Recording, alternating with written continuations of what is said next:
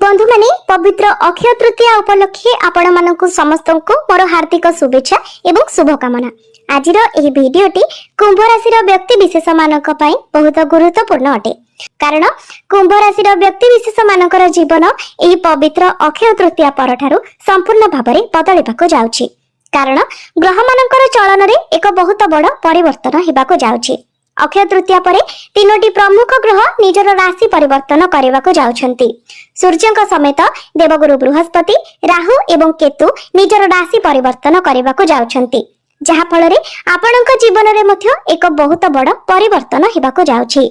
तो अक्षय तृतीया परे आपणक जीवन रे केउ सब परिवर्तन हेबाको जाउछि? आपणकर स्वास्थ्य, शिक्षा, प्रेम जीवन, वैवाहिक जीवन, भाग्य, कैरियर एवं व्यापार वाणिज्यर स्थिति किपरि रहिबाको जाउछि से विषय जानिबा पई आपण माने भिडियोटी को शेष पर्यंत निश्चय देखंतु। एवं आपणकर जदि कुंभ राशि होइथाय तो भिडियोटी को लाइक करी चैनल टी को सब्सक्राइब करि दियंतु। कमेंट बॉक्स रे भक्ति एवं श्रद्धार सहित जय श्री विष्णु, जय मां लक्ष्मी निश्चय लिखंतु। तो बंधु माने आसंतु आरंभ करिबा आजिर एही कार्यक्रम को, जहां आपणकर जन्म राशि एवं चंद्र राशि उपरे आधारित हटे। तो राशि चक्रर 12 गोटी राशि मध्यरु 11 नंबर राशि हेउछि कुंभ राशि एवं कुंभ राशिर राशिधिपति हेउछंती शनि। तो बंधु माने अक्षय तृतीया ठारो आपणक कुंडलीर द्वितीय भावरे विराजमान रहिबे बुध, शुक्र, शनि एवं राहु। तृतीय भावरे विराजमान रहिबे सूर्य। चतुर्थ भावरे विराजमान रहिबे देवगुरु बृहस्पति।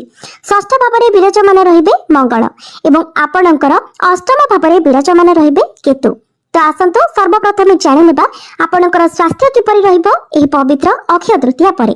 तो बंधु माने आपणक कुंडलीर प्रथम भावटी होइथाय आपणक स्वास्थ्यर भाव, इम्युनिटी सिस्टम रो भाव एवं आपणकर प्रथम भावर अधिपति हेउछंती शनि। शनि आपणकर द्वितीय भावरे विराजमान अछंती। शनि आपणकर द्वितीय भावरे बुध, शुक्र एवं राहुଙ୍କ सहित विराजमान अछंती एवं मंगलଙ୍କର दृष्टि आपणकर प्रथम भाव उपरକୁ रहुछि। तो स्वास्थ्य दृष्टि सेमिति किछि बड़ समस्या आपणकर अक्षय तृतीया परे रहु नाही, किंतु आपणक द्वितीय भावरे शनिଙ୍କ सहित राहु थिबा हेतु आपणकर थ्रोट इन्फेक्शन भली किछिटा समस्या देखा दे पारे। तेबे यह 18 मई पर्यंत रहिबो, कारण 18 मई को राहु आपणकर द्वितीय भावरु बाहरी आपणकर प्रथम भावकु चलन करिवे। तो 18 मई पर्यंत आपणकर थ्रोट इन्फेक्शन भली किछिटा समस्या देखा दे पारे एवं डेंटल इश्यू भली मत किछिटा समस्या देखा दे पारे। तो ए सब सेमिति किछि मेजर इश्यू हेबो नाही, आपणको अल्प किछि सावधान रहिबार अछि। तो द्वितीय भावरे शनि थिबा हेतु आपणक बाणी उपरे मध्य नियंत्रण रक्षा करबाको हेबो, किंतु बुध एवं शुक्र आपणकर द्वितीय भावरे रहुतिबा हेतु आपण मध्य आपणक बाणी उपरे नियंत्रण रक्षा करि परिबे। तेबे सेमिति देखिले आपणक स्वास्थ्य रे सेमिति किछि गंभीर समस्या देखा जाउ नाही। एबे आसंतु जानिबा आपणकर शिक्षा क्षेत्र किपरि रहिबो एही पवित्र अक्षय तृतीया परे। तो बंधु माने कुंडलीर पंचम भावटी होइथाय आपणकर शिक्षार भाव। आपणक पंचम भावर अधिपति हेउछंती बुध। बुध आपणकर द्वितीय भावरे शुक्रଙ୍କ सहित विराजमान अछंती। या सहित शनि एवं राहु मध्य आपणकर द्वितीय भावरे अछंती। तो पाठ पढ़ा रिलेटेड आपण जहाँ भी किछि करबाको चाहथिले तो वर्तमान आपणको सेति पई आपणको फैमिली रो सपोर्ट मिलि जिवो। पूर्वर आपणकर पाठ पढ़ा सह जहाँ भी किछि समस्या थिला किबा आपणको जदि आपणको फैमिली तरफरु सपोर्ट मिलु नथिला, एबे सेही समस्या दूर होई जिवो। आपणको पाठ पढ़ा रे प्रत्येक क्षेत्र रे आपणको आपणकर फैमिली मेंबर्स सपोर्ट करिवे। पाठ पढ़ा रे आपण जहाँ भी किछि चिंतित रहउथिले किबा आपणकर जहाँ भी किछि समस्या थिला वर्तमान ताहा दूर होई जिवो। यह सहित आपणकर पंचम भावर अधिपति बुधଙ୍କ सहित शुक्र थिबा हेतु आपण निजर बुद्धिमत्ता द्वारा पाठ पढ़ारे आगको बढ़िबे। आपण जदि पाठ पढ़ारे किछि करबाको चाहथिले तो अक्षय तृतीया परे आपण ताहाको करि परिबे। आपण जदि किछि फॉर्म फिलअप करबा पई चाहथिले, किछि एडमिशन नेबा पई चाहथिले तो ताहा मध्य आपण करि परिबे।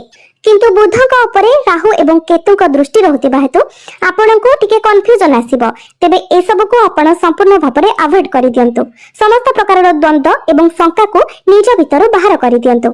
आपण केवल आपणकर पाठ पढ़ारे फोकस करंतु। निश्चित भाबरे पाठ पढ़ारे एही अक्षय तृतीया परे आपणको बहुत अधिक सफलता मिलिबाको जाउछि। एबे आसंतु जानिबा आपणकर प्रेम जीवन किपरि रहिबो एही पवित्र अक्षय तृतीया परे।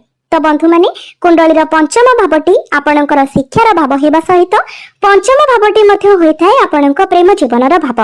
तो आपणक पंचम भावर अधिपति हेउछन्ति बुध। बुध आपणकर द्वितीय भावरे विराजमान अछन्ति एवं आपणकर प्रथम भावर अधिपति शनि मध्य आपणकर द्वितीय भावरे विराजमान अछन्ति। अर्थात आपणकर प्रथम भावर अधिपति एवं पंचम भावर अधिपति एकत्र अछन्ति, जहाँ आपणक प्रेम जीवन पई बहुत ही शुभ अटे। आपणकर बाणी रे मधुरता आसीबो। आपण निजर बाणी द्वारा आपणकर पार्टनर को अट्रैक्ट करि परिबे। किंतु मंगलंकर दृष्टि प्रथम भाବରେ रहुथिबा हेतु आपणक मध्यरे टिके एग्रेशन रहिबो। आपण टिके शॉर्ट टेम्पर रहिबे, किंतु ताठारो अधिक आपणक मध्यरे भल पाइबा रहिबो। आपणक मध्यरे अंडरस्टैंडिंग बहुत भल रहिबो, कारण शुक्रक सहित बुध मध्य थिबा हेतु आपण आपणकर पार्टनर को मनेबाको चेष्टा करिवे। आपणक मध्यरे कोनोसी प्रकारर डिस्टर्बेंस मध्य हेबो नाही। पूर्वरु जदि आपणक प्रेम जीवन रे किछि समस्या थिला तो वर्तमान आपण से सब को सुधारिबाको चेष्टा करिवे। तो पवित्र अक्षय तृतीया परे आपणकर प्रेम जीवन बहुत भल रहिबो। एबे आसंतु जानिबा आपणकर वैवाहिक जीवन किपरि रहिबो एही पवित्र अक्षय तृतीया परे। तो कुंडलीर सप्तम भावटी होइथाय आपणक वैवाहिक जीवनर भाव।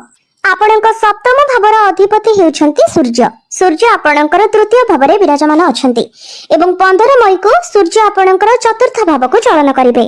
तेबे मंगल आपणकर षष्ठ भावरे एवं केतु आपणकर अष्टम भावरे रही पापकत्री योग निर्माण करुछन्ति, जहा फଳରେ आपणक मध्यरे टिके क्रोध अधिक रहिबो। आपण आपणकर वैवाहिक जीवन पई सेतेटा समय देई परिबे नाही एवं छोट छोट कथारे मध्य आपण बहुत शीघ्र रिएक्ट करिवे, कारण मंगलंकर दृष्टि आपणकर प्रथम भाव उपरे रहुछि एवं मंगल केतु पापकत्री योग निर्माण करुछन्ति। तो जहा फଳରେ आपणक मध्यरे एई भली स्वभाव देखा देबो एवं आपणकर एही स्वभाव पई आपणकर वैवाहिक जीवन रे समस्या आसीबो एवं 14-15 मई परे ए सब समस्या टिके अधिक रहिबो। किंतु आपण जदि ए सब को कंट्रोल करि नियंती तो आपणकर वैवाहिक जीवन बहुत भल रहिबो।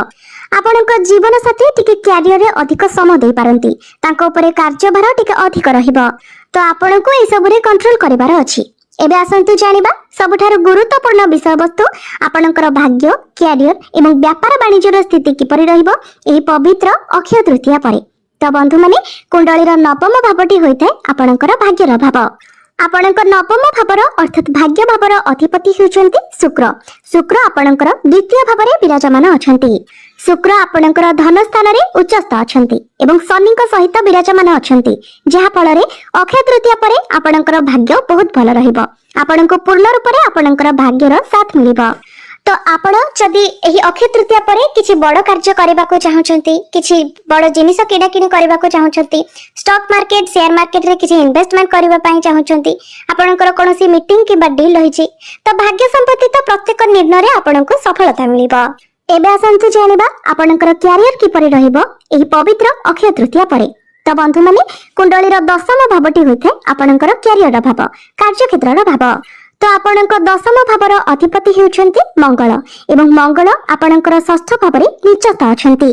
तो बंधु माने आपणको आपणक भाग्यर तो साथ मिलिबो, किंतु आपणकर दशम भावर अधिपति मंगल षष्ठ भावरे निचस्थ थिबा हेतु आपणकर काम कार्य रे मन लागिबो नाही। आपणक मध्यरे आलस्य देखा देबो। तेबे अक्षय तृतीया परे आपणको 2-3 जिनिस प्रति विशेष ध्यान रखिबार अछि। प्रथमे तो आपणकर जूनियर हुंतु किंबा सीनियर हुंतु किंबा आपणकर बॉस हुंतु कहा सहित आपण आर्गुमेंट करंतु नाही। आपण निज मन भीतर को कोनोसी प्रकारर नेगेटिव थॉट्स आनंतु नाही किंबा कहा सहित आपण शत्रुता मध्य करंतु नाही। तेबे आपणकर भाग्य जेहेतु आपणको सपोर्ट करूची तो काम आपणकर होई जिवो, किंतु कैरियर रे आपण एई सब जिनिस गुडिक प्रति ध्यान रखिबा उचित। तेबे एहार प्रभाव 14-15 मई पर्यंत रहिबो, तापरे धीरे धीरे ए सब कम होई जिवो। तेणु आपण निजको शांत रखिबा पई चेष्टा करंतु। एबे आसंतु जानिबा आपणकर बिजनेस किपरि रहिबो एही पवित्र अक्षय तृतीया परे। तेबे बिजनेस रो कथा जदि कहिबा बिजनेस आपणकर अक्षय तृतीया परे सर्वश्रेष्ठ रहिबो, कारण बुधक सहित शुक्र थिबा हेतु बिजनेस रे आपणकर उन्नति हेबो। बिजनेस रे आपणकर फाइनेंशियल ग्रोथ हेबो। बिजनेस रे आपणकर खर्च हेबो, किंतु सेही अनुसार आपणकर अधिक फाइनेंशियल ग्रोथ मध्य हेबो, कारण शुक्रक सहित बुध आपणकर धन स्थान रे विराजमान अछन्ति एवं विशेष करी 14-15 मई परे आपणक पई समय आहुरी, कारण 15 मई परे गुरु आपणकर पंचम भाव को चलन करिवे। गुरुंकर दृष्टि लाभ स्थान उपर को रहिबो। राहु आपणकर 18 मई को प्रथम भाव को चलन करिवे एवं केतु आपणकर सप्तम भाव को चलन करिवे। तो राहु जेतेबेले आपणकर प्रथम भाव को आसीबे आपणको चालाक एवं चतुर बनाइबे, आपण स्मार्ट वर्क करिवे। तो 15 मई परे क्यारियर रे आपणकर प्रमोशन हेबार मध्ये जग बनुछि। तेबे बंधु माने एबे आसंतु जानि नेबा किछि प्रतिकार विषय रे, जे प्रतिकार गुडिक करिबा द्वारा जहा सब अशुभत रहुछि से सब खंडन होई जिवो एवं आपणको अधिक मात्रा रे शुभ फल प्राप्ति हेबो। तो अक्षय तृतीया परे मंगल जेतु आपणको कुंडली रे निचस्थ रहउचंती, तेनु मंगलंकर प्रतिकार स्वरूप आपण प्रत्येक दिन मंगलंकर बीज मंत्र 108 थर जप करंतु। प्रत्येक दिन आपण हनुमान चालीसा पाठ करंतु एवं प्रत्येक दिन आपण उदित सूर्य को तंबा पात्र रे जलार्घ्य अर्पण करंतु एवं आपणक राशि अधिपति शनि होइतिबा हेतु एवं आपणकर शनि 7.5 चलुतिबा हेतु आपण प्रत्येक दिन शनिकर प्रतिकार स्वरूप शनिकर बीज मंत्र 108 थर जप करंतु एवं प्रत्येक दिन हनुमान चालीसा पाठ करंतु। तो बंधु माने आपणकर जीवन मंगलमय हो, एहा ही ईश्वरक निकट रे मोर प्रार्थना। धन्यवाद।